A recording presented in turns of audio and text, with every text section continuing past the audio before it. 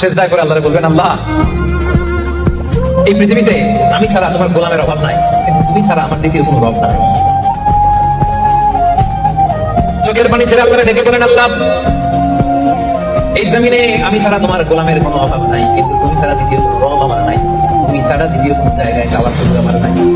চোখের পানি ছেড়ে আল্লাহরে বলেন, আল্লাহ কোরআনে তুমি শিখিয়েছো ফরিয়াদীদেরকে কেউ যদি চায় ওই ফরিয়াদীদেরকে বারণ করা যায় না, তুমি কেমন করে এই অবস্থা ফরিয়াদী কাছে ফিরিয়ে দিবা?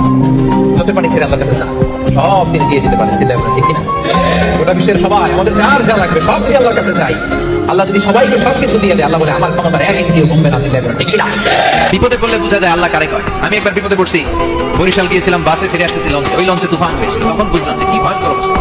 ওই লঞ্চের সবাই আস্তিক নাস্তিক মুসলমান হিন্দু সবাই জিকির করা শুরু করে দিয়েছে। আল্লাহ সুবহানাল্লাহ বলবেন না? লঞ্চ যখন কেঁপে ওঠে সবাই বলে বাঁচাও। আমি গেলাম, কে বাঁচাইবে? ওকে হুজুর আপনি বাঁচান।